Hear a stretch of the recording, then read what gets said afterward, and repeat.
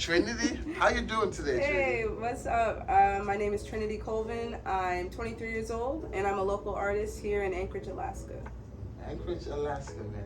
I'm always excited when I get to interview Anchorage artists, people, like, especially artists that I actually admire their work and like what they do up here in Anchorage. So what's been going on lately with you, man? Man, this summer we've had a whole bunch of events going on in Anchorage. We've had the Anchorage Downtown Partnership. They had a Live After Five music concert series. It's still going on downtown. My band was down there performing. I've also got a new song that's about to drop. It's a compilation. It's basically a medley of just a few well-known songs that I kind of put together. So I'm excited for that to drop as well. I'm also getting ready for the next R&B live show with B Bad Productions. I'm super excited for that. That's going to be hot. So it's a lot going on, but hey, it's better to be booked and busy than not booked at all. So Definitely. Because I'm on your social media, so I kind of see your stuff that you do, and you're actually one of the artists I have noticed lately that's been consistent. It's like I've seen you had this one post with like all your flyers yeah. of the shows you do, and I like seeing like that. That shows that you are consistent in the music and Thank working you. on stuff. Like I love all of that. That's why today we have to. I want to know all about the artist. Like I feel like the fans out there deserve to see all of it. Yeah. For me, example, when I look at the artist, I like to go see their interview to know what type of person and their story in their life. Yeah. So once we're gonna break it down. We're gonna start with your upbringing. Tell us a little bit about how your childhood was and how this My process. childhood. Oh God. Yes. I'm probably the most annoying little kid with a busy schedule. So I started. I really started perfecting my craft when I was about 2 or 3 years old with Black Arts North Academy here in Anchorage. My aunt is actually the director of Black Arts North Academy. So this organization is pretty much about giving kids something to do that is involved in the arts, and not only just the arts, but just making sure their grades are good, making sure that they're in an environment where they're safe and they could actually work on their craft, whatever it is that might be. It just so happened that most of us are dancers, singers, actors, painters, entrepreneurs. So I really started perfecting my craft at Black Arts North through dance. I danced in a lot of churches. We did a lot of community events. Back in the day, when I was just a little person, when Juneteenth was downtown on the Delaney Park Strip, we owned that. Black Arts North, that was one of our biggest shows, and I'm so grateful to have had the guidance that my aunt has given me. She's truly the reason why I am the artist that I am today. If it wasn't for her, kicking that stage fright out of me from a very young age, I definitely would not have gotten as far as I have today. Even my mom, like, she would wake me up on weekends and tell me, get dressed, brush your teeth, wash your face. We're gonna go in the garage and bust out some Barbra Streisand tunes. So all the kids would be playing outside, and I'd be in the garage with my little karaoke machine and my microphone, just singing, singing my behind off. I had a whole bunch of like karaoke, discs when CDs were still a thing. Yeah, man. I sang Barbra Streisand, Mariah Carey, Whitney Houston, Taylor Dane. Like, that's where I started as a kid, and from there, not only have I adapted to singing other artists that I never thought I'd be singing, like AC/DC, Journey. I've also been able to write my own music. So, if it wasn't for those people in my life, I definitely would not be where I'm at. So tell us a little. We noticed since you started dancing. I kind of started. That's the way I kind of started music too, by dancing. Tell us a little bit about how dancing. Would you say dancing motivated you to get to singing, or was it the other way around? Oh, I think dancing, acting, and singing is kind of like the holy trinity of performing arts. So with dance, we're dancing to music where somebody's singing. So I think that somewhere in there, I probably was singing along while I was dancing. But I think that what really did it for me, because I started dancing first, which is crazy to think, but That's actually what happened. I started dancing first, and then when I got involved in acting, it kind of bled into musical theater where singing is heavy. So when I was maybe like 9 or 10 years old, I did a show. I did The Little Mermaid with Alaska Theater of Youth, which is very, everyone knows all the songs, all the Disney songs of The Little Mermaid, and that really, for me, did it. Like, okay, I love singing. Singing is gonna be my primary instrument. So not only are we singing and acting on stage, but there's also dance involved in that as well. So it's been great being able to excel in all those departments. I think it's very, now it makes sense to me. Like, 'cause I was thinking like, how did I kind of gravitate from going from dancing to music? But it all makes sense, like you said. It's all the art kind of stuff to connect everything together. So, and also another thing is like, it's good because your parents were supportive of what you do. I feel like in this side of the world, people's parents are more supportive. Like, some other parents might not see it because of the dangers it comes involved with music. It's a new generation. That's definitely we're growing and we're learning as humankind. We're growing and we're learning, because I bet you what happened was there was a kid out there that had parents that said, oh, you're going to be a doctor, you're going to be a lawyer, you're going to have a real job, right? And then they grew up, and I have this theory that if it's not your passion, you're probably not going to stick with it too long.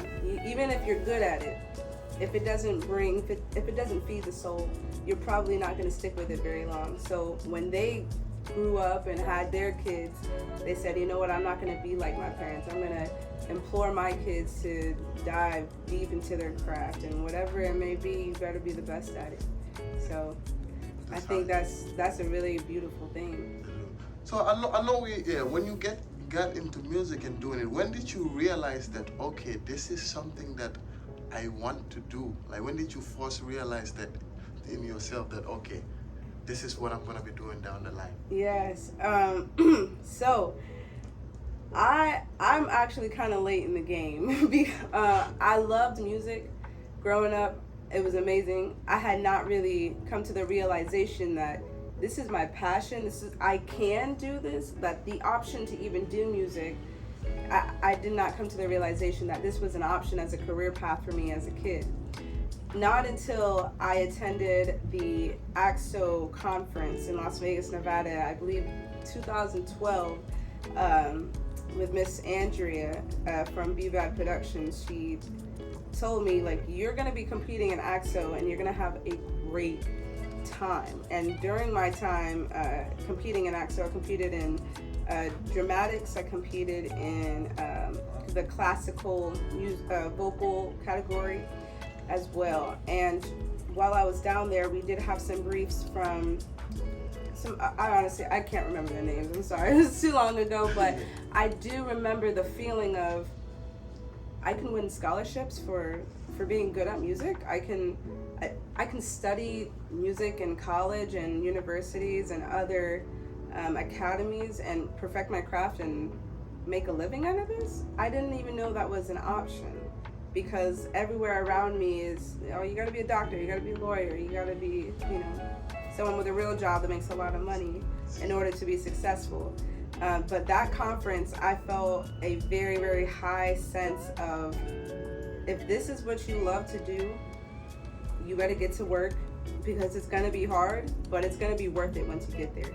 And I left feeling very accomplished. Even though I did not win, I left feeling like, well, if I want to win next year or whenever the next time I'm going to be able to participate in this conference, I got to get to work. Because there was kids my age, and there was kids my age that from all over the U.S. that were so much further ahead of me, I had no idea.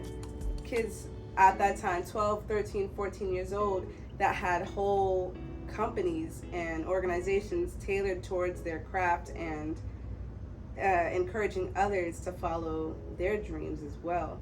So that was the push that I needed. I needed to see that. I needed to feel that, to have a full understanding of how hard I gotta work and what I gotta do to get there.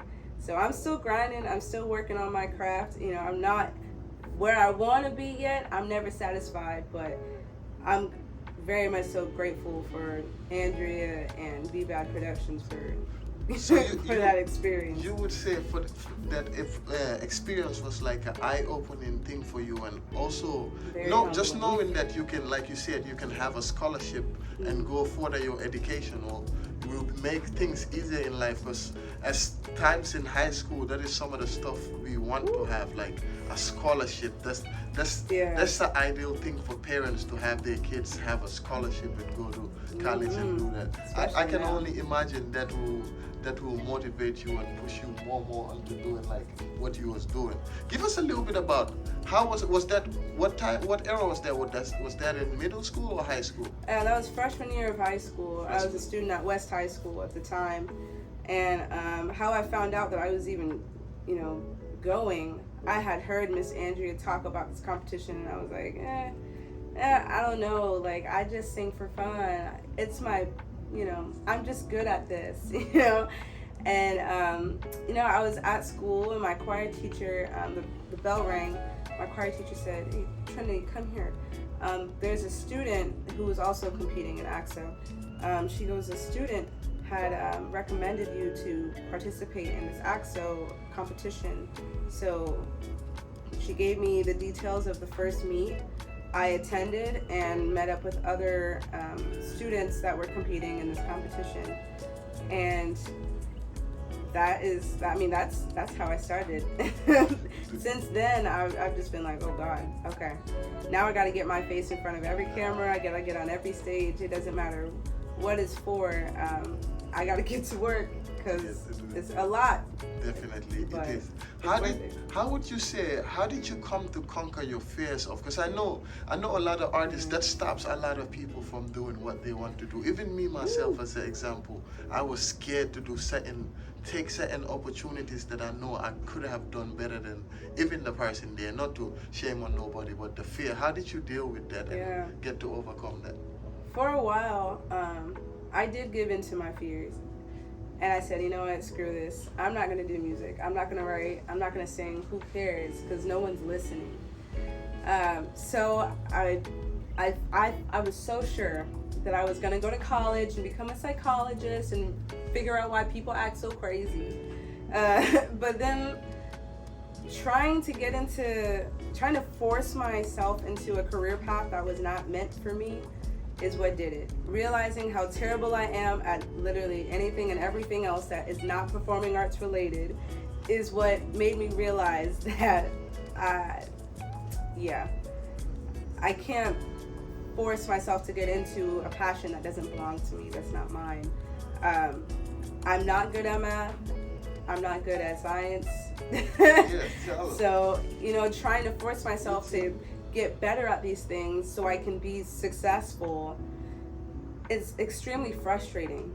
And then on top of that, I don't even have the heart to keep going, or to keep going until I get it right. I think, my aunt gave me the best advice from a very young age. There was an audition that I had, my mom told me, I want you to go audition for this, and it was to sing the national anthem for the Seawolves. And when I walked in there, I sang the first line, and I completely blanked on the rest.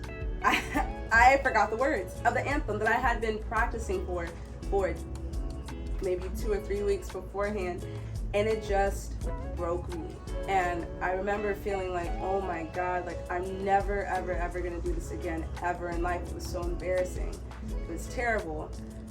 And my aunt told me, it's okay to be scared, but this is your passion, so do it scared. Even if your mind is telling you, oh, you can't do this, you're gonna mess it up, it's okay. Just do it scared. And eventually, those feelings of like stage fright, it's not gonna go away 100%. Maybe, I don't know, maybe if you're Beyonce. I still have those problems still. I still get stage fright, but I have what's the word? I've disciplined myself and my feelings enough to the point where, yes, I'm scared, but I'm going to do this scared. And no matter what happens, at the end of the day, I can go to sleep knowing that I did it. And I'm one step closer to becoming the artist that I want to be, even though I was scared. Because you're robbing yourself of an opportunity. You're robbing yourself of happiness and freedom in your mind if you prevent yourself from going for those bigger opportunities and getting on the stage. Really, it doesn't matter if there's one person or 100 people in the audience. Just do it. Do it. You gotta do it. Push yourself. And tell us a little bit about. Give me a time that you felt like you had a bad performance or the audience wasn't feeling your music at that moment. And how did you take that and what did you do? Oh God. Well, Jesus. Bad performances? Oh man. In my mind, I feel like I have so many bad performances. You know, in the beginning, we all feel like that way. Like, man, this is something I could have done, or what? Why is it? Tell us in the moment what was going through your mind of one of them that you can. Yeah. So recently, I was invited to LA to perform for Artist Avenue of LA with DJ Bree, and I was so excited, like, oh my God, I'm going to LA to perform, like, oh my God, it was so great. And, you know, the idea is for everyone to perform original music. I'm not from LA. No one knew who I was, and I felt like nobody was listening. So when I got up there on the stage and I started talking and introducing myself, I tell everyone, like, hey, I'm Trinity from Alaska. And it's sad because I performed my original music and I also did a cover, but I was kind of distraught when I got off the stage and realized the thing that people are going to remember most about me is the fact that I'm Black and I'm from Alaska. They're not going to remember my music. They're not going to remember the lyrics. They're not going to remember the things I want them to remember. And it was a really heartbreaking feeling. It was terrible. Even though I felt like I killed it, there was also a lot of technical errors as well. So all the other artists, and I learned a very, very important lesson this day. All the other artists, they were singing to their own tracks, but they had pre-recorded their vocals. They had it mixed and mastered. They had clearly, this is not their first time performing their own music. And I look at them and I'm like, dang, like they're super prepared. And when it was my turn to perform, I did not have pre-recorded vocals on any of my tracks. So it was very hard for the audience to hear what I was singing and to hear the lyrics and to understand the message behind it. So I felt like it was just an unsuccessful show because, one, I wasn't heard, and the only thing that people walked away remembering about me was the fact that I was from Alaska and that I'm Black. So now, whenever I'm asked to perform my original music, I always ask for a sound check. I always ask, what are the demographics? How many people are going to be there? Because you got to keep in mind, okay, how loud can it get in this room? Is there going to be fabric in the rooms? You know, because fabric absorbs sound.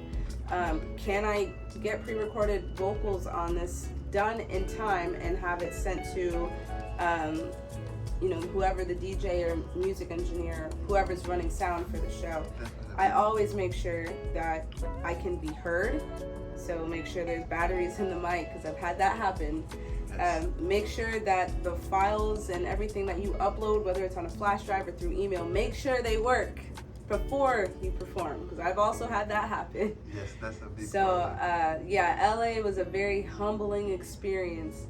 But shoot, I promise you, I will never make that mistake again. Definitely. I will never go in there with just an instrumental with no backing tracks or no backing vocals. Because I feel like that happens to everybody. In the beginning, like going to even even living, everybody feels like it's a different ball game for everybody. And if you enter different ball games, you realize, hey, this is certain things I'm not used to doing or you are not aware of. But you have got the opportunity to come there. Just the fact that you are there is a big opportunity in something. They believe in you to have you come all the way there. That's why I try and get involved in as many different varieties of shows that I can, whether I'm performing or I'm just watching.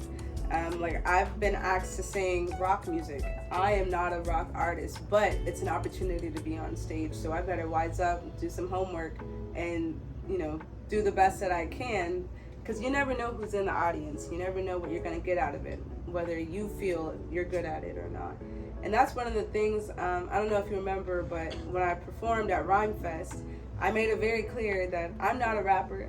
I feel like this event is geared towards rap, hip hop, maybe some trap, like hardcore in your face rap, and I'm not that, and I'm not going to sit around and pretend like I am that, because that would not be authentic.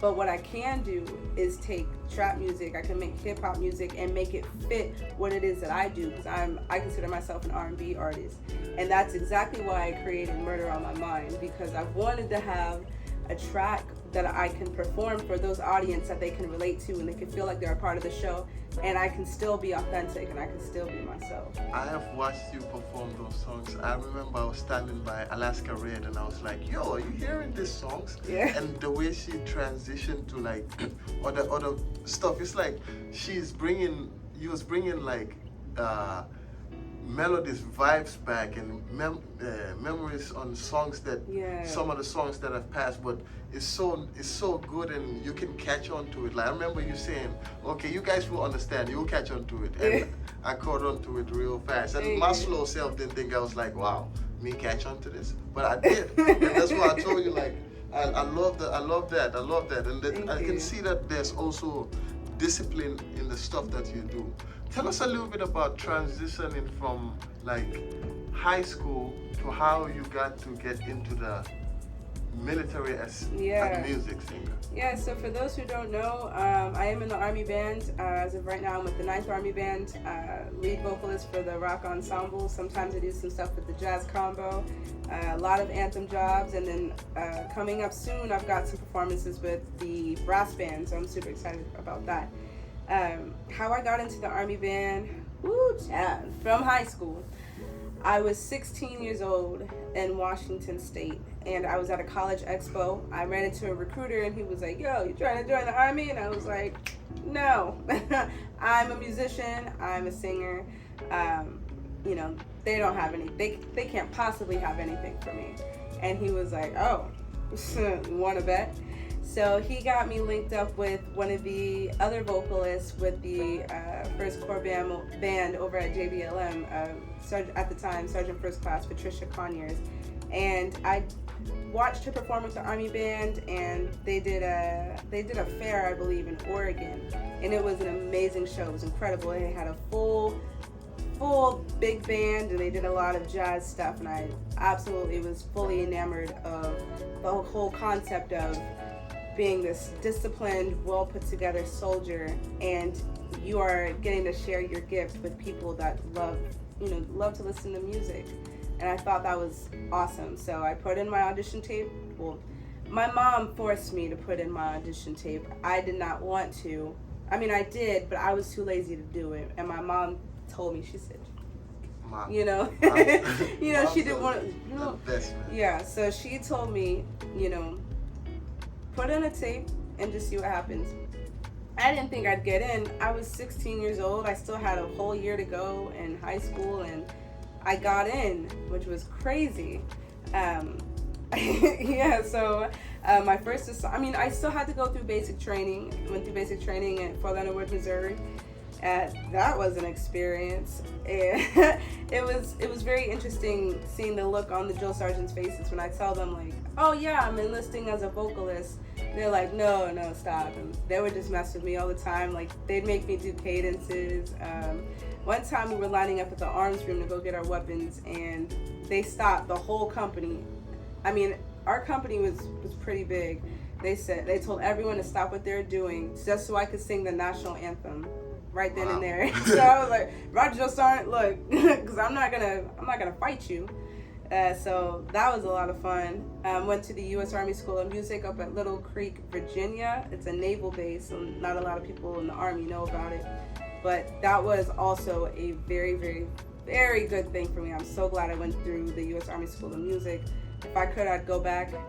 I loved it there. My room was purple. It was super cute. So tell us, before didn't mean Yeah. to cut you. So for the people that would be curious about, how is it like joining the Army as a vocalist? How was your basic training? Was it any different? My basic training was, I did not get any special treatment because I was a musician. I just got picked on even more, which is fine. I still am expected to be just as proficient on weapons, still expected to pass the PT test, still expected to be at the right place at the right time in the right uniform.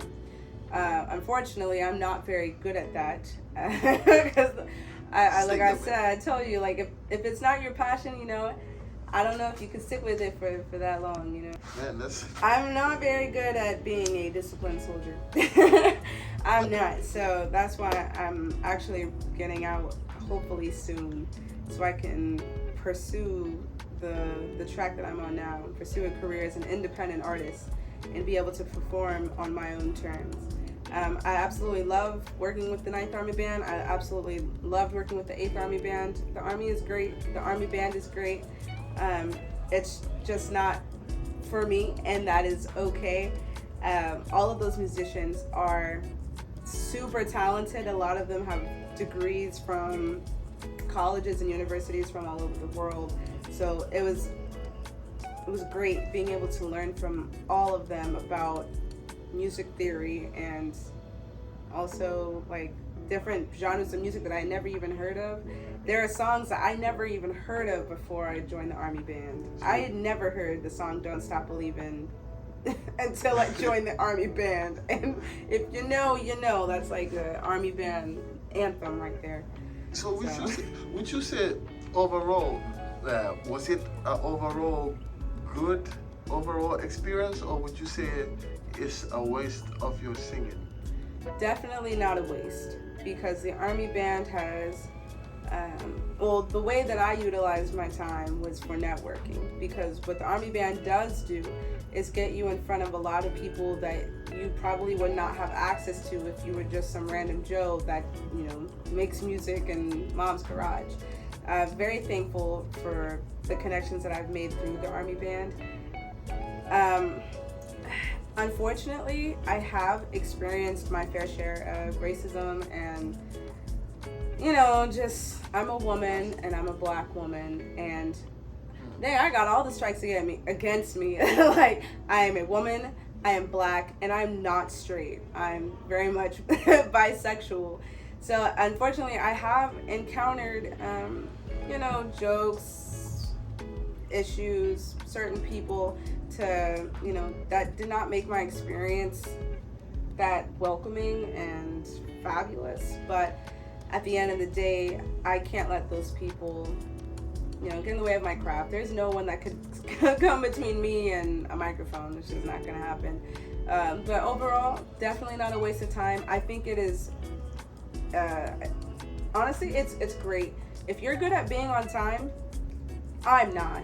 But if you're great at being on time and looking professional and giving a good show on stage, go for it. So would you say you got picked on for being a bisexual in the No. How did that play in the roles of music for you, when knowing that you're a bisexual female doing music? How do you cope with certain stuff that, even working with men, how do you cope with going with that, knowing that many people? Both units that I've worked with have primarily been men. I did not experience getting picked on as a woman per se in the Army Band. It's more so outside in the big army.